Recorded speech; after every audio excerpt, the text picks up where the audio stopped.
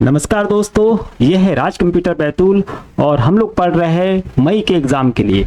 मई के एग्ज़ाम की जो सीरीज़ हमारी चल रही है, इसका टारगेट हमने लिया है 30 दिन 30 क्लास, मतलब डेली एक क्लास एग्ज़ाम तक के हम लोग प्रोवाइड कराने वाले हैं। तो आपको क्या करना है, आपको चैनल को सब्सक्राइब करना है और वीडियो को शेयर करना है, लाइक करना है और आप लोग कमेंट भी कर सकते हैं। कमेंट करने के लिए आपको पहले सब्सक्राइब करना होगा, फिर अगले दिन आप कमेंट जरूर कर सकते हैं। तो आज हमारे पास सेकंड नंबर का वीडियो है, इसको हम शुरू करते हैं। यहाँ पर एक कोर्सेस है, कोर्सेस में हम थोड़ा सा डिस्काउंट देने का प्रयास करेंगे, वैलिडिटी कम करके, 1 महीने की वैलिडिटी करके, और फिर उसका कोर्स का जो प्राइस है उसको हम कम कर देंगे। इस वाले का ये ऐसा ही रहने वाला है, तो आपको ये कोर्स जो है वो ले लेना चाहिए। इसमें हमारे पास 60 टेस्ट है, टोटल 40 प्लस 20 है ना। तो ये बहुत अच्छी तैयारी आप लोगों की करा देना है। रोज आपको 1-2 टेस्ट आप डेली लगाइए, एग्जाम तक के सारे टेस्ट कंप्लीट हो जाते हैं और बड़े अच्छे क्वेश्चन है। इन टेस्ट में से क्वेश्चन आपके एग्जाम में निश्चित रूप से डायरेक्ट जो है वो आने की संभावना बहुत ज्यादा है ना। और हम जो वीडियो पढ़ रहे हैं ये तो है ही, इसमें से भी क्वेश्चन इसके पहले के एग्जाम में भी डायरेक्ट क्वेश्चन भी आया है। और हम जो पढ़ते हैं, जैसा मैं बोलता हूँ कि हम प्रश्न को समझते हुए पढ़ते हैं, तो इसके अंदर के जो क्वेश्चन है वो भी सीधे सीधे एग्जाम में आ रहे हैं। पहला प्रश्न है आज का, एमएस एक्सेल 2019 में ये वाला जो एरर हमारे पास में है ये कब आता है। तो एमएस एक्सेल में अलग अलग प्रकार के एरर होते हैं और ये जो एरर होते हैं ये हमारे एग्जाम में पूछे जाते हैं। तो आपको करना क्या है, जितने भी प्रकार के एरर है, हालांकि हम लोग सारे कवर करेंगे, लेकिन बस एग्जाम तक के सारे हम लोग कवर कराएंगे। अगर आप चाहते हो जल्दी से कवर करना तो आपको सर्च करके और आप सारे एरर को और उसको याद कर सकते हैं, है ना। नहीं तो हम तो सारे कराएंगे ही।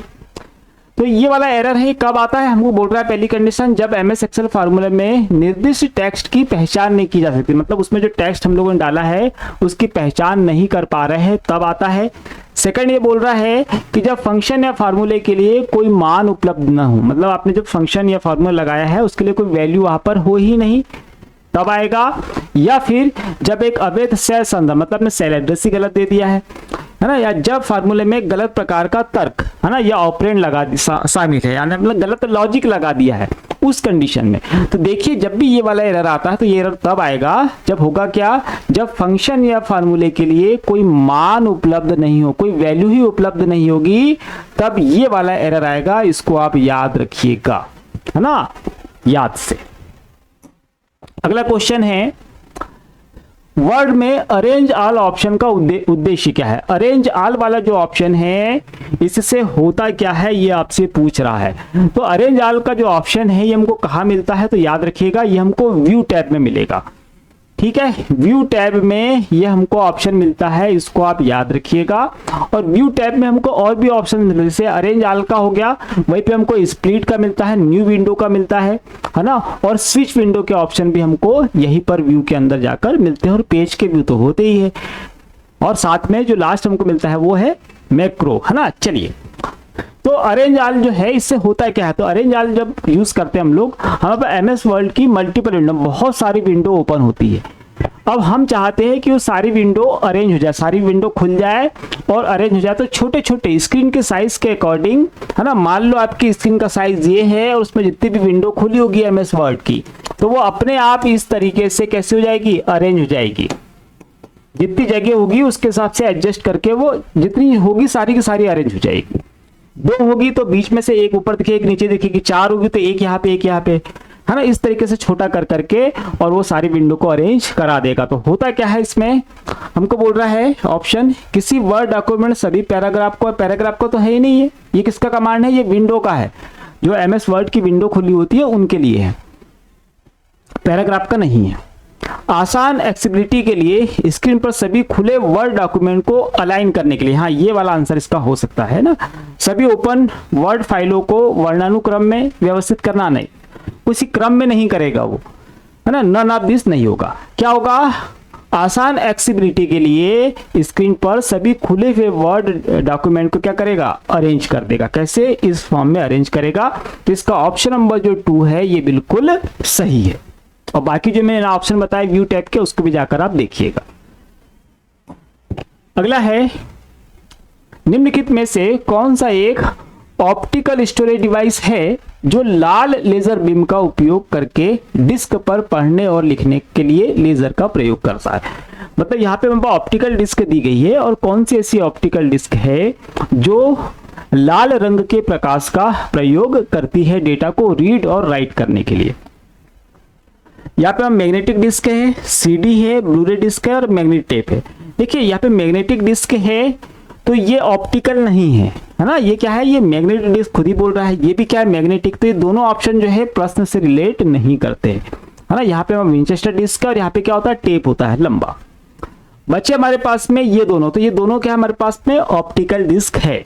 बात हो रही है किसकी, लाल रंग की, मतलब कि रेड या लाल रंग के प्रकाश की हो रही है। तो जो लाल रंग का प्रकाश होता है इसका प्रयोग दो ऑप्टिकल डिस्क करती है। क्या करेगी आपकी, सीडी और एक करती है डीवीडी। ये दोनों क्या कर रही है, लाल रंग के प्रकाश का प्रयोग कर रही है, इसको आपको याद रखना है ना। ब्लूरे डिस्क की अगर हम बात करें तो ब्लूरे डिस्क जो होती है ये करती है किसकी, ये करती है नीले और बैंगनी, नीले और बैंगनी, है ना।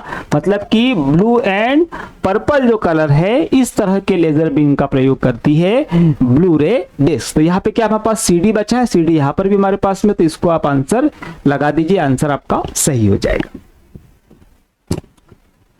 अगला है माइक्रोसॉफ्ट वर्ड में कंट्रोल आई चयनित टेक्स्ट को इंडिगो रंग में रंग देगा और इसे कंट्रोल बी ब्लू कर देगा, है ना। प्रश्न ये बोल रहा है कि माइक्रोसॉफ्ट वर्ड में अगर आपने कंट्रोल आई यूज किया तो वो टेक्स्ट को इंडिगो रंग में रंग देगा और बी ब्लू रंग को रंग देगा, इस तरीके से वो बोल रहा है।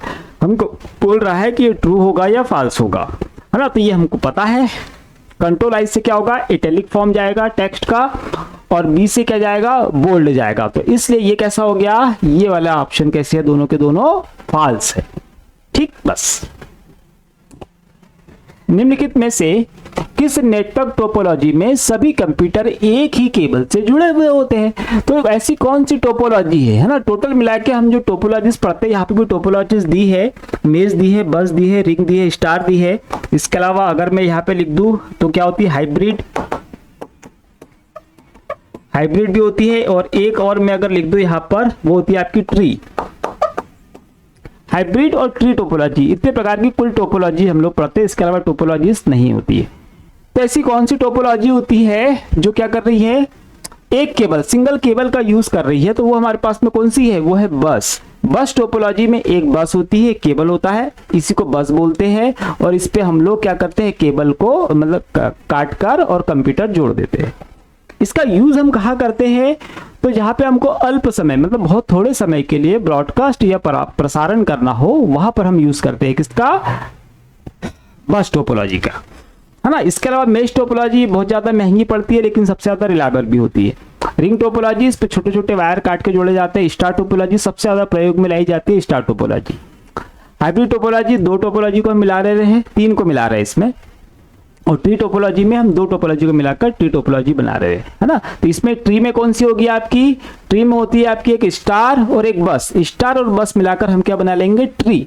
और हाइब्रिड में क्या होगा, तो हाइब्रिड में आपकी स्टार भी होगी और रिंग भी होगी और बस टोपोलॉजी भी होगी, है ना। इन सबको मिलाकर क्या बनाते हैं हम लोग, हाइब्रिड बनाते हैं, याद रखना। हाइब्रिड में टोटल 3 होती है और ट्री में 2 बस।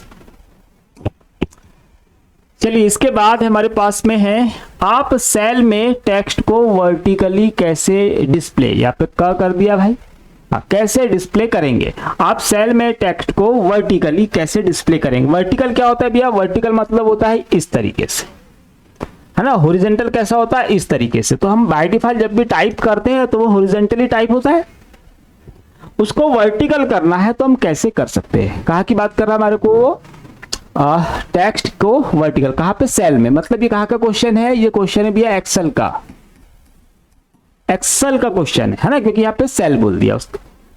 देखते हैं, फॉर्मेट सेल्स डायलॉग बॉक्स में टेक्स्ट अलाइनमेंट में वर्टिकल का चयन करें। तो फॉर्मेट सेल में मैं आपको बता दूं कि वर्टिकल वाला ऑप्शन होता ही नहीं। फिर है, फॉर्मेट सेल डायलॉग बॉक्स पे ओरिएंटेशन में 90 डिग्री का चयन करें। टेक्स्ट ओरिएंटेशन जो होता है वो 90 डिग्री सेट करने का बोल रहा है, ये ऑप्शन वहां पर होता है। फॉर्मेट सेल डायलॉग बॉक्स में वर्टिकल ड्रॉप डाउन लिस्ट में डिस्ट्रीब्यूटेड का चयन करके, तो ये वाला मैंने बताया कि वाला ऑप्शन हमारे पास में नहीं होता है। फॉर्मेट सेल डायलॉग बॉक्स में हॉरिजॉन्टल कॉम्बो बॉक्स में सेंटर अक्रॉस सिलेक्शन का चयन करके, है ना, तो ये ऑप्शन भी नहीं होगा। यहाँ पे 90 डिग्री दिया है, यहाँ पर 90 डिग्री मिल गया। टेक्स्ट को हम 90 डिग्री इसका ओरिएंटेशन सेट कर देंगे तो टेक्स्ट कैसा ऐसे से कैसा आएगा 90 डिग्री, तो इस मोड में आ जाएगा। तो इसमें हम यूज कर सकते हैं किसका, इस सेकंड वाला जो ऑप्शन है ये बिल्कुल सही है। और आप लोग याद रखना कि MS एक्सेल की सबसे पावरफुल जो कमांड है, मोस्ट कॉमन कमांड है, सबसे ज्यादा प्रयोग की जाने वाली कमांड है, वो Ctrl+1 है। Ctrl+1 से फॉर्मेट सेल, यहाँ पे जिक्र किया है बहुत बार उसने, format cell format cell format cell, format cell dialog box open होता है। तो एग्जाम के पहले एक बार फॉर्मेट सेल जो डायलॉग बॉक्स खुलता है उसको अच्छे से पढ़ के जाए, उसमें कौन कौन सी चीजें होती है उसको अच्छे से देख कर और समझ के जरूर जाए। कंप्यूटर्स में बड़ी फाइलों द्वारा कंज्यूम की जाने वाली बाइट्स की संख्या को कम करने के संदर्भ में कोडेक का तात्पर्य क्या है ना। देखिए कंप्यूटर की बात कर रहा है, कोई बड़ी फाइल होगी उसके द्वारा कंज्यूम की जाने वाली बाइट्स की संख्या को कम करना है, तो उसमें कोडेक का क्या तात्पर्य है। संख्या को कम करेगा मतलब जितनी वो बाइट्स का प्रयोग करके आगे जाएगा, रास्ते में ट्रेवल करेगा ट्रांसमिट करने के दौरान, तो उसमें बाइट की संख्या हम कैसे कम कर सकते हैं कोडेक की सहायता से। हमको बोल रहा है कंप्रेस करेंगे, डीकंप्रेस करेंगे, एनकोडर है, डिकोडर है, एनहेंसर है, सैम्पलर है और डी सैम्पलर है। देखिए जब भी हम कोडेक का यूज करते हैं और बात कहाँ पे हो रही है, जब डेटा को हम ट्रांसमिट कर रहे हैं, भेज रहे हैं कहीं पे दूर, है ना, क्या दूसरे कंप्यूटर में भेज रहे हैं, तो वहां पर हमको डेटा को हमेशा उसके एक्चुअल फॉर्म से बदलने की जरूरत होती है। हम लोग उसको एनक्रिप्ट करके भेजते हैं या फिर क्या करेंगे हम लोग उसको एनकोड करके भेजेंगे। तो यहाँ पर जो कोडेक है ये क्या करेगा, हमारे डेटा को एनकोड कर देगा, विशेष प्रकार के चिन्हों में उसको बदल देगा। जैसे उसको विशेष प्रकार के चिन्हों में बदल देगा तो होगा क्या कि इसकी बाइट की जो संख्या होगी वो वैसे ही अपने आप कम हो जाएगी। जैसे यूज करते हैं स्टेनोग्राफी में अलग अलग सिंबल बना देते हैं, तो बड़ी से बड़े वर्ड या लाइन के लिए वो सिर्फ सिंबल बनाते चल रहे हैं, तो उसमें क्या रहा, कम जगह लग रही है, कम इंक लग रही है, कम जगह में बन जा रहा है। तो वही चीज की जाती है कि जो डेटा होता है उसको एनकोड कर दिया जाता है, विशेष प्रकार के चिन्हों में बदल दिया जाता है, जिससे होगा क्या, उसमें लगने वाली बाइट्स की संख्या कैसे हो जाएगी, कम हो जाएगी और डेटा चला जाएगा, है ना। और बाद में कोडेक क्या करेगा, इसको वापस डिकोड भी कर देगा। ठीक, तो याद रखना इसका ऑप्शन नंबर 2 कैसा होगा, बिल्कुल सही होगा, इसको आपको याद रखना है। अच्छा, आप लोग नोट्स बनाते चलिए, जितने भी क्वेश्चन से आप पे आते हैं इन क्वेश्चंस को आप एक कॉपी बना लीजिए, उन कॉपी में लिखते चलिए। 30 क्लास हम लोग करने वाले हैं, आज सेकंड क्लास है, तो जितने भी क्वेश्चन तैयार होंगे और यहाँ पे जब मैं बोलता हूँ कुछ नई चीज पता चलती है तो उसको भी आपको लिखते चलना है। वीडियो को पॉज कर दो, लिख लो। ये क्वेश्चन तो है ही, ये तो आपका तैयार हो ही जाएगा। इसके अलावा जो क्वेश्चन मैं बताता हूँ उसको भी तैयार करते चलिएगा। एब्सोल्यूट सेल रेफरेंस हमेशा स्प्रेडशीट में एक ही सेल को रेफर करता है, ये सही है या गलत है ये आपको बताना है ना। तो एब्सोल्यूट सेल का जिक्र हो रहा है, तो यहां पर मैं बता दूं कि हमारे पास में एक तो एब्सोल्यूट होता है ना। टोटल जो हमारे पास में जो सेल रेफरेंस या सेल एड्रेस होते हैं एक्सेल में वो 3 प्रकार के होते हैं। पहला हमारे पास में यही है एब्सोल्यूट,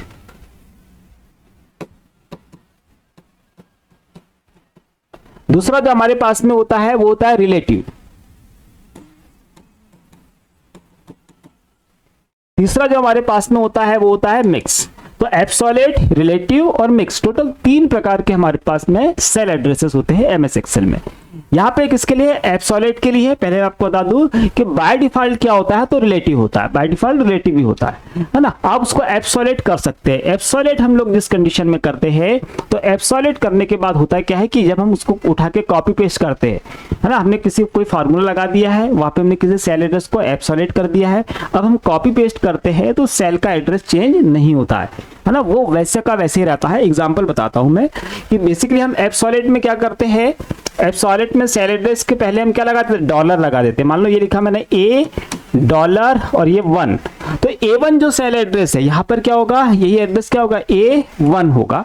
A1 को हमने क्या कर दिया, इसके सामने डॉलर लगा दिए, कॉलम और रो दोनों के आ गया, तो ये एब्सोल्यूट हो गया। यहाँ पे कोई फार्मूला हम यूज करेंगे, जब कॉपी पेस्ट करेंगे तो ये सेल एड्रेस वैसे ही रहेगा, मतलब कि जो पहली सेल है ये वाली वो जैसी की वैसी रहेगी सभी जगह, वहां पे परिवर्तन नहीं आएगा। और इसको हमने फार्मूला लगा के कॉपी पेस्ट करेंगे तो नीचे पेस्ट करेंगे तो ये सेल एड्रेस कैसा होगा, ये बदलते चल जाएगा, या तो कॉलम बदल जाएगा अगर एक ही कॉलम में एक ही रो में डाल रहे हैं तो, और हम अलग अलग रो में डाल रहे हैं तो फिर क्या होगा, कॉलम चेंज होते रहेगा, वो भी याद रखना है। मिक्स्ड वाले में क्या होगा, मिक्स्ड वाले में या तो हम कॉलम को एब्सोल्यूट कर देंगे, रो को वैसे ही रहने देंगे, है ना, या फिर हम कॉलम को जैसा का वैसा रहने देंगे और रो को एब्सोल्यूट कर देंगे। तो ये जो कंडीशन है दोनों, ये किसकी है, दोनों मिक्स की है, ये रिलेटिव की है और ये एब्सोल्यूट की है। प्रश्न बोल रहा है एब्सोल्यूट सेल रेफरेंस हमेशा स्प्रेडशीट में एक ही सेल को रिफर करता है, तो हाँ बिल्कुल ये सही है, एक ही सेल को वो रेफर करेगा, है ना। आगे और प्रश्न आएंगे इससे जुड़े हुए तो हम और उसको समझते चलेंगे। अगला प्रश्न है रिच टेक्स्ट फॉर्मेट फाइलों का फाइल एक्सटेंशन क्या होता है। फाइल एक्सटेंशन के बारे में मैंने कल की क्लास में बोला है, फिर से बोलूंगा एक बार कि आप फाइल एक्सटेंशन जो है वो अच्छे से तैयार कर लीजिए। आपको फाइल एक्सटेंशन चाहिए तो आप एप्लीकेशन पे जाइए, हमारी राज कंप्यूटर बैतूल, उसकी लिंक आपको डिस्क्रिप्शन में मिलेगी, वहां पर फ्री मटेरियल है ना। कहाँ मिलेगा फ्री मटेरियल आपको, तो ये एप्लीकेशन आप डाउनलोड कर लोगे, लॉगिन कर लिया आपने, तो यहाँ पे 3 लाइनें आपको मिलती है, इस पर क्लिक करेंगे तो इस तरीके से खुलेगा पैनल और यहाँ पे आपको फ्री कंटेंट मिल जाएगा, उसके अंदर आपको PDF मिल जाएगी, ठीक है, और उसी का पासवर्ड भी वहीं पे दिया हुआ है, तो आप उसको डाल के ओपन कर लीजिए, उसको याद कर लीजिए। फाइल एक्सटेंशन, शॉर्टकट कीज और फुल फॉर्म जो होते हैं ये हमारे एग्जाम के लिए बहुत जरूरी होते हैं। तो rich text format, file format किसका फाइल फॉर्मेट है, तो ये खुद ही बोल रहा है रिच टेक्स्ट फॉर्मेट, मतलब क्या हमारे पास में RT और F, RTF इसका आंसर आएगा, तो RTF कहां पर है, ये वाला, है ना। ये सिंपल है, थोड़े से हार्ड आएंगे तब दिक्कत जाएगी, पर आपको मैंने बता दी कि कैसे तैयार करना। ये प्रश्न उल्टा रहता तो ये ज्यादा आसान होता, ज्यादा थोड़ा सा पढ़ने में अच्छा लगता, पर ठीक है।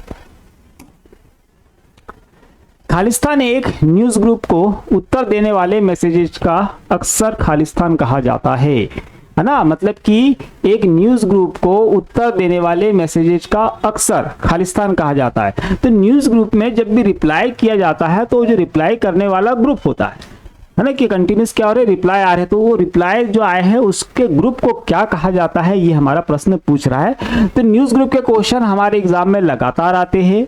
न्यूज ग्रुप क्या होते हैं बेसिकली, तो इंटरनेट पर एक ऐसा प्लेटफॉर्म होता है जहां हमारे देश के बुद्धिजीवी पत्रकार लोग बैठकर और किसी मोटिव या किसी उद्देश्य के लिए क्या करते हैं, वहां पर वो डिस्कशन करते हैं और वहीं पर रिप्लाई आते हैं, हम लोग के लिए भी उपलब्ध रहता है, हम लोग उसको देख सकते हैं, है ना, और उस लायक बन जाएंगे तो हम वहाँ पे रिप्लाई भी कर सकते हैं, बातचीत में भाग भी ले सकते हैं। तो न्यूज ग्रुप को याद रखिएगा। तो वहां पर ये जो मैसेजेस या रिप्लाईज जो आते हैं उसका जो ग्रुप बनता है उसे हम लोग कहते हैं क्या, थ्रेड, ठीक, तो उसको आप याद रखिएगा। परीक्षण योजना मतलब जो टेस्ट प्लान होता है में परीक्षण पूरा करने के मानदंड का उद्देश्य क्या होता है ना। जब भी कोई टेस्ट प्लान होता है, टेस्ट प्लान का परीक्षण उसमें किया जा रहा है तो उसमें मानदंड दिए गए हैं, कुछ पैमाने उसमें दिए गए हैं, तो उसका क्या उद्देश्य होता है। देखिए किसी भी टेस्ट के अगर जो टेस्ट प्लान होता है, आपने कागज देखे होंगे, सीट्स होती है बेसिकली, कि कागज है और उसमें कोई आप चीज कोई सॉफ्टवेयर को टेस्ट कर रहे हो या किसी मशीन को टेस्ट कर रहे हो, या आपने वो भी देखा हो क्या, हॉस्पिटल में मरीज के पास भी एक क्या होती है, लिस्ट होती है, उसमें चेक पॉइंट लगाए जाते हैं, उसमें कब क्या ट्रीटमेंट दिया गया है वो लिखा जाता है उसमें, है ना। तो कब उसको दवाई दे दी गई है, कब जो जो चीजें पूरी हो गई है उससे मार्क की जाती है, लिखी जाती है। और सॉफ्टवेयर भी जब हम चेक करते हैं तो कौन कौन सी चीजें टेस्ट कर ली है उस पर क्या करते हैं, उस पर हम इस तरह से चेक लगाते चलते कि हाँ ये चेक हो गया, ये चेक हो गया, और कब चेक किया, किसने चेक किया, वो भी वहां पर इनिशियल होते हैं, है ना। तो यही क्या होता है, हमारे टेस्ट प्लान का उद्देश्य होता है, क्या होता है कि ये जो काम हम लोग कर रहे थे ये कितने बजे हुआ, कब हुआ, ये कितने बजे हुआ, कब हुआ, किसने किया, इस तरीके की जो सीट्स होती है उसका बस यही उद्देश्य होता है। तो ऐसे जो मानदंड उसमें दिए जाते हैं उसका क्या उद्देश्य होता है, परीक्षण इनपुट उत्पन्न करने में प्रयुक्त मानदंडों के सेट करने के लिए नहीं, यह एक चेकलिस्ट है जिसे पूरा करना आवश्यक है ताकि सॉफ्टवेयर को प्रोडक्शन एनवायरनमेंट में रिलीज करने के लिए तैयार माना जा सके। ये भी नहीं होगा। यह जानने के लिए कि परीक्षण योजना कब पूरी हुई, हाँ ये इसका आंसर है ना। ये चेक लिस्ट का यूज कब करते हैं हम लोग कि कौन सा परीक्षण कब पूरा हुआ है उसकी जानकारी के लिए इस सीट का प्रयोग किया जाता है। इस सीट के माध्यम से पता चल जाता है कि हाँ ये वाला टेस्ट इसका हो चुका है, ये वाला हो चुका है, ये वाला हो चुका है, सिर्फ उसके लिए। प्रोडक्शन के एनवायरनमेंट में रिलीज करने के लिए वो फिर हम दूसरी प्रोसेस जो इसके बाद में अप्लाई की जाएगी, ठीक है, तो इसको याद रखिएगा। वाईफाई के लिए IEEE भी अब बहुत बड़ी संस्था है और ये बहुत सारे इक्विपमेंट्स तैयार करती है, बहुत सारी पॉलिसीज ये लेके आती है, स्पेशली IT के क्षेत्र में तो काफी बड़ा इसका नाम है। फुल फॉर्म इसका याद रखिएगा, इंस्टीट्यूट ऑफ इलेक्ट्रॉनिक इंजीनियरिंग, ठीक है, बस इसका फुल फॉर्म इतना से याद रखिएगा। और ये वाईफाई के लिए बोल रहा है तो वाईफाई में आपको बता दूं कि वाईफाई मतलब कि चाहे आपका ब्लूटूथ का डोंगल हो या वाईफाई का डोंगल हो या हर एक वो चीज जो वाईफाई के थ्रू आप लोग चला रहे हो, उन सभी के लिए जो हमारे पास स्टैंडर्ड IEEE मानक होता है वो होता है 802 और 11, 802.11। अगर आपके पास में वायरलेस माउस होगा, उसका अगर खोखा आपके पास रखा हो या डोंगल होगा उसका भी कार्ड अगर आपके पास में रखा हो तो उस पर आपको ये मानक देखने के लिए मिल जाएगा। आप खुद भी देख सकते हो कि हाँ वास्तव में यही होता है, ठीक है बस। और इसको याद रखिएगा, एग्जाम में 2 या 3 बार ये पूछा गया है तो हो सकता है अभी फिर से पूछ ले, ठीक है। और इसका फुल फॉर्म भी पूछा गया है, वो भी याद रखिएगा। MS Excel 2019 का कौन सा फंक्शन किसी भी आर्गुमेंट के ट्रू होने पर ट्रू लौटाता है?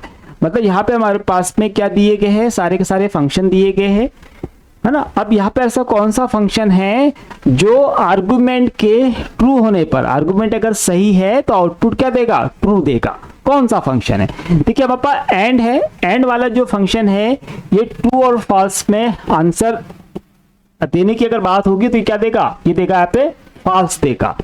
ये वाला भी क्या देगा, ये वाला भी फॉल्स देगा। ट्रू में जो आंसर देगा कंडीशन के अकॉर्डिंग वो क्या देगा हमारे पास में, और है ना, और या तो क्या देगा आपको ट्रू या फॉल्स, वही कंडीशन उसके पास में।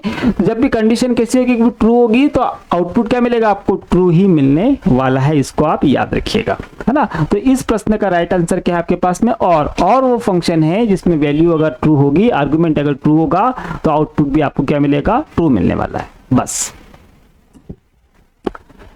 इंटरनेट की एक प्रणाली है, मतलब इंटरनेट खालिस्तान की एक प्रणाली है, सॉफ्टवेयर की है, वेब पेज की है, वेबसाइट की है, या इंटरकनेक्टेड नेटवर्क्स की है। तो यहाँ पे नाम से हमको पता चल रहा है इंटरकनेक्टेड मतलब आपस में जुड़े हुए, क्या है, नेटवर्क। आपस में जुड़े हुए नेटवर्क जो है इसी की प्रणाली जो होगी क्या कहलाती है, वो इंटरनेट कहलाती है। इंटरनेट का फुल फॉर्म भी इंटरनेशनल नेटवर्क होता है, ये भी याद रखना है। डेजीबल प्रिंटर का आविष्कार 1969 में किसने किया, है ना। हमको इस ईयर दे दिया, या फिर सीधे क्या बताना है, वैज्ञानिकों का नाम। तो देखिए इसके पहले एक सीरीज हम लोगों ने चलाई, पिछली इसके पहले की जो सीरीज थी मार्च के एग्जाम के लिए, तो उसमें बहुत सारे डेवलपर्स मतलब कि कोई विकास किया है, मशीन का विकास किया है, तो उन लोगों के नाम से संबंधित हम लोगों ने 50 क्वेश्चन की MCQ का एक वीडियो बनाया हुआ है ना, जो मार्च वाली जो सीरीज है इससे मिल जाएगा, है ना। उसकी लिंक चाहो तो मैं आपको डिस्क्रिप्शन में डाल दूंगा, तो उसको वहां से देख लीजिएगा, या मार्च वाली सीरीज में जाके सर्च करेंगे तो वहां पर भी आपको वो मिल जाएगा, है ना। विकासकर्ता और डेवलपर्स इस तरीके से वो बना हुआ है, तो ये वाले क्वेश्चन वहां पे आपके इजी सॉल्व हो जाएंगे। 50 क्वेश्चन तो तैयार हो ही जाएंगे। हमारे को बोल रहा है कि डेजीबल प्रिंटर का आविष्कार किसने किया। हमारे पास में नेपियर बोन्स है, नेपियर बोन्स कंप्यूटर का नाम है ना। और नेपियर जो है, जॉन नेपियर, उनने इसको डेवलप किया था, है ना। डेविड एसली हमारे पास में, चार्ल्स बेबेज, इनको तो हम लोग जानते ही है, और मॉरिस विल्कस, इन्होंने भी कंप्यूटर का ही विकास किया है। प्रिंटर के विकास की जहां बात आ रही है तो वहां पे डेविड एसली जो है, इन्हीं के नाम पर क्या रखा गया है, उसको डेजीबल प्रिंटर नाम रखा गया है, याद रखिएगा, है ना। तो डेविड एसली ये वैज्ञानिक है जिन्होंने डेजीबल प्रिंटर का विकास किया था, और ईयर ये रखा है। ईयर हालांकि एग्जाम में हमारे पूछे नहीं जाते, थोड़ा बहुत याद रह जाए वो बात अलग। हिस्टोग्राम ग्राफ में खालिस्तान अक्ष द्वारा निर्धारित अंतराल के भीतर मानों के होने की संख्या को दर्शाया जाता है ना। हिस्टोग्राम ग्राफ मतलब क्या है, हिस्टोग्राम चार्ट जो हम लोग यूज करते हैं, तो हिस्टोग्राम चार्ट में बेसिकली होता क्या है कि समय के साथ क्या क्या चीजें या क्या क्या अपडेट्स आए हैं उसको दर्शाने के लिए हिस्टोग्राम चार्ट का प्रयोग किया जाता है। अब हिस्टोग्राम चार्ट में ऐसा कौन सा अक्ष है जो निर्धारित अंतराल के भीतर मानों के होने की संख्या को दर्शाता है? हमारे पास में x है, y है, एलिजेंट बैकग्राउंड ये नहीं आएगा, है ना। दो ही अक्ष हमारे पास में यहाँ पे दिए हैं, एक दिया हमको उसने x दिया है और एक हमको दिया है उसने y। ठीक है, तो समय के साथ में कहां पर परिवर्तन हमको दिखेगा? तो यहाँ पर y हो गया हमारे पास, यहाँ पे x हो गया, यहाँ पे क्या आएंगे? ये समय के अंतराल यहाँ पर आएंगे और यहाँ पे क्या आएंगे? उसकी वैल्यूज आएगी कि इस बजे इतने टाइम पे इतना, इतने टाइम पे इतना, इतने टाइम पे इतना। तो यहाँ पे समय का अंतराल हमको कहाँ से पता चल रहा है? वो मिल रहा है हमको x अक्ष से, है ना। तो अक्ष द्वारा निर्धारित अंतराल के भीतर मानों के होने की संख्या को दर्शाता है। कहां पे दर्शाएगा? यहाँ पर। और जो मान होंगे वो कहां पे आएंगे? वैल्यूज यहाँ पर आएगी y अक्ष पे। तो x अक्ष जो है ये इस प्रश्न का राइट आंसर होगा। थोड़ा सा चला के देखिएगा, समझ में आएगा। खालिस्तान हमले में हमलावर सभी संभावित कुंजियों का प्रयास करके कुंजी निर्धारित करने का प्रयास करता है। हाँ, ये ठीक है, ये हमारे पास में इंटरनेट सिक्योरिटी का क्वेश्चन है कि हमलावर क्या करता है कि पासवर्ड उसको क्रैक करना है। तो संभावित पासवर्ड कौन कौन से हो सकते हैं उसको वो बार बार प्रयास करता है डालने का। आप लोगों ने भी किया होगा या आपके साथ किसी ने किया होगा कि आपके पासवर्ड का अंदाजा लगा के और बार बार पासवर्ड डालने का प्रयास किया जाएगा। तो ये जो प्रोसेस होती है ना, कि पासवर्ड का आकलन करके और बार बार पासवर्ड डालकर पासवर्ड को क्रैक करने का जो प्रयास किया जाता है वो कहलाता है हमारे पास ब्रूट फोर्स। क्या कहलाएगा? वो ब्रूट फोर्स कहलाएगा, है ना। तो क्या होगा? जितने भी पासवर्ड या संभावित कुंजियां हो सकती है उसको सोचेगा लॉजिकली और बार बार प्रयास कर देगा, है ना। हो सके खुल जाए, हो सके ना खुले पासवर्ड, पर ये जो प्रोसेस होगी वो क्या कहलाएगी? ब्रूट फोर्स होगी। और ये प्रयोग की जाती है हैकर्स के द्वारा, है ना। तो ब्रूट फोर्स के बहुत सारे सॉफ्टवेयर भी उपलब्ध है।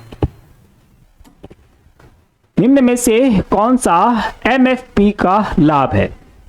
MFP का लाभ हमको बताना है। MFP क्या होता है? तो MFP होता है भैया multi functional printer. Multi functional printer मतलब कि ऐसा प्रिंटर जो बहुत सारे काम कर सकता है। मतलब क्या क्या करेगा? वो प्रिंट भी करेगा, स्कैन भी करेगा और कॉपी भी करेगा। प्रिंट, स्क्रीन और कॉपी भी कर देगा। साथ में ये मल्टी फंक्शनल प्रिंटर क्या करते हैं? ये फैक्स भी वहां पर पहुंचा देते, तो फैक्स भी कर देगा, प्रिंट भी कर देगा, स्कैनिंग भी कर देगा और कॉपी भी कर देगा। तो ये सब क्या है आपके पास मल्टी फंक्शनल प्रिंटर के वर्क है या काम है। तो वो क्या करता है? नो कॉस्ट नहीं, पैसे तो लगेंगे। ऑलवेज डिस्कनेक्टेड, हमेशा डिस्कनेक्ट होगा क्या? नहीं, ऐसा नहीं होगा। स्पेस सेविंग और नॉट एट ऑल यूजफुल। तो यूजफुल तो होगा वो हमारे पास में, लेकिन हमारे पास प्रिंटर हो गया, एक स्कैनर हो गया, फोटोकॉपी मशीन होगी, फैक्स मशीन होगी, इतनी सारी मशीन की क्या बजा देगा? वो बजा देगा जगह। पैसे तो लगेंगे पर जगह, मतलब एक ही जगह रखा आपने, वो सारे काम कर लिए, तो आपके स्पेस को क्या करेगा? वो बचा देगा। तो स्पेस सेविंग जो है इसका राइट आंसर होगा।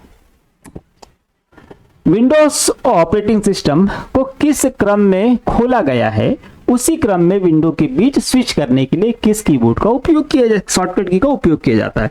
देखिए, हम लोग कंप्यूटर में बहुत सारी विंडो ओपन करते हैं और हमने कब कौन सी खोली थी हमको तो याद नहीं है, पर हम इस शॉर्टकट की का प्रयोग करके पता कर सकते हैं कब हमने पहले कौन सी खोली थी और बाद में कौन सी खोली थी। या फिर पहले से बहुत सारी आपके पास खुली हुई है विंडोज और उसको क्रम से ही आप स्विच करना चाहते हो, बदलना चाहते हो, तो आपने जो पहले ओपन करी थी वो पहले आएगी, फिर दूसरी, फिर तीसरी, मतलब ओपन करने के क्रम से ही उन विंडो में वो स्विच करेगा। कौन सी शॉर्टकट की हम लोग यूज करते हैं? तो यहाँ पर हमारे पास में वैसे तो विंडो को स्विच करने की जो शॉर्टकट की हमारे पास पहले से है वो क्या है? Alt प्लस टैब हमारे पास में है, इससे हम स्विच कर सकते हैं। एक हमारे पास में और है विंडो की प्लस टैब, इसका प्रयोग करके भी हम लोग कर सकते हैं, दोनों से कर सकते हैं, है ना। ये हम नया अपडेटेड वर्जन में इससे 3D व्यू भी हमको मिलता है। प्रश्न में यहां पर अगर देखिए Alt एस्केप है, Alt एंड है, Alt कंट्रोल है, Alt स्पेस बार। प्रश्न में ये दोनों शॉर्टकट की उसने नहीं दी गई है, मतलब इससे वो काम होता भी नहीं है एक्चुअली, है ना। इससे स्विच तो होगा लेकिन क्रम से नहीं होगा। हमारे पास में Alt प्लस एस्केप जो शॉर्टकट की है, इस शॉर्टकट की मदद से हम लोग विंडो में स्विच कर सकते हैं उनके खुलने के क्रम से। पहले जो ओपन करी है वहां से स्विच करना वो चालू करेगा। ठीक है, तो इसका यूज करिएगा, चला के भी देखिएगा। सीपीयू के आंतरिक मदरबोर्ड के निम्न घटकों में से कौन सा हीट सिंक का उपयोग करता है? हीट सिंक बेसिकली अगर हम बात करें, देखिए ये हमारे पास में मदरबोर्ड है ना, मदरबोर्ड में यहाँ पर हमारा क्या लगेगा, प्रोसेसर लगेगा, प्रोसेसर के ऊपर हमारे पास ये हीट सिंक लग गई है ना, हीट सिंक लगा दिया हमने। इसके अलावा प्रश्न क्या बोल रहा है कि सीपीयू के अतिरिक्त मदरबोर्ड में निम्न घटकों में से कौन सा हीट सिंक का उपयोग करता है? तो मदरबोर्ड पे हीट सिंक का उपयोग कर रहा है, इसके अलावा कौन करता है? तो उसके अलावा ये वाला जो भाग होता है जहाँ पे जीपीयू लगा होता है, ग्राफिक्स कार्ड लगा होता है ना, ये हमारे पास में रैम या ग्राफिक्स कार्ड, ये वाला जो सेक्शन होता है, यहाँ पर भी हीट सिंक हम लोग प्रयोग करते हैं, ये याद रखना है ना। ग्राफिक्स कार्ड बिना हीट सिंक के नहीं चलेगा। तो वो कौन सा सेक्शन हमारे पास में होता है? तो हमारे पास में वो वाला जो सेक्शन होता है, ये वाला, मतलब कौन सा, ये हमारे पास ये जीपीयू लगा हुआ है और ग्राफिक्स कार्ड, जीपीयू मतलब ग्राफिक्स कार्ड के लिए, और रैम वाला सेक्शन, ये वाला जो सेक्शन हमारे पास में, ये वाला आप मान लीजिए, पीसीआई भी जोड़ लीजिए, कोई दिक्कत नहीं है। ये वाला जो हमारे पास में है, ये क्या कहलाएगा? ये कहलाता है नॉर्थ ब्रिज। क्या कहलाएगा? नॉर्थ ब्रिज कहलाएगा। इसके अलावा एक साउथ ब्रिज भी हमारा बोर्ड का जो अगला हिस्सा बचा है वो कौन सा है? साउथ ब्रिज है। तो उसमें क्या आएंगे? उसमें सारे ये पोर्ट्स आते हैं, ये वाले पोर्ट्स और ये वाले जो पोर्ट यहाँ पे रहते हैं, ये आते हैं साउथ ब्रिज के अंतर्गत। बस इतना सा याद रखिए है ना। तो ये सारे पोर्ट जो दिए हैं कहाँ पे है? साउथ ब्रिज में है। नॉर्थ ब्रिज में हमारे पास में जीपीयू मतलब ग्राफिक्स कार्ड लगाते हैं वाला एरिया है। आपके द्वारा चुनी गई इंटरनेट सेवा का प्रकार इस बात पर निर्भर करेगा कि कौन सी या सा खालिस्तान आपके क्षेत्र में सेवा प्रदान करती है या करता है ना। तो आपके द्वारा चुनी गई इंटरनेट सेवा इस बात पर निर्भर करती है कि आपके क्षेत्र में इंटरनेट की सेवा प्रोवाइड कौन करा रहा है ना। ये इंटरनेट की जो सुविधा है वो आपके क्षेत्र में दे कौन रहा है। तो ये हमको कैसे पता चलेगा? ये हमको पता चलेगा भैया इससे, ISP इंटरनेट सर्विस प्रोवाइडर है ना। हमारे क्षेत्र में कौन सा इंटरनेट सर्विस प्रोवाइडर है, उसी के द्वारा हमारे को क्या मिलने वाली है? इंटरनेट की सेवा मिलने वाली। अब हमारे पास में क्या है? Internet society, internet architecture board, internet service provider और इंटरप्टेड ग्रुप। तो हमारे पास में क्या है? हमारे पास में इंटरनेट सर्विस प्रोवाइडर है ना, इंटरनेट ग्रुप नहीं होगा, इंटरनेट सर्विस प्रोवाइडर ISP। तो हमारे क्षेत्र में जो ISP होगा वही हमको इंटरनेट की सुविधा प्रदान करेगा। कहने का मतलब ये है कि हम जिस कंपनी की सिम चला रहे हो या कनेक्शन चला रहे हो, चाहे BSNL का हो, एयरटेल का हो, जियो का हो, आइडिया का हो, यही हमारे क्या है? ISP है। अगर आप एयरटेल का यूज करें तो एयरटेल आपका ISP है, BSNL का यूज करें तो BSNL आपका ISP है, जियो का यूज करें तो जियो आपका ISP मतलब इंटरनेट सर्विस प्रोवाइडर है। इसको याद रखना है। चलिए, तो ये मई के एग्जाम के लिए आज हमारे पास में सेकंड नंबर की क्लास हो गई है। आप यहाँ पर आए हो तो चैनल को आप सब्सक्राइब कर दीजिएगा, वीडियो को ज़्यादा से ज़्यादा शेयर करिएगा और हाइप भी करिए। लाइक करो तो हाइप का ऑप्शन आया तो हाइप भी कर दीजिएगा, तो ज़्यादा से ज़्यादा लोगों तक के वीडियो पहुँच जाएगा। ठीक है, तो हम लोग मिलेंगे कल। आप तैयारी करते रहिए, पढ़ते रहिए। जैसे हमारे वीडियो ठीक ठाक कंडीशन में आ जाएंगे उसके बाद हम लोग स्टार्ट करेंगे लाइव क्लास। तो लाइव क्लास के पहले सब लोग के चैनल सब्सक्राइब होने चाहिए, तो उससे आप वहां पर कमेंट कर पाओगे और आंसर लगा पाओगे। ठीक है, चलिए तो हम लोग मिलते हैं कल की क्लास में। तब तक के लिए जय हिंद।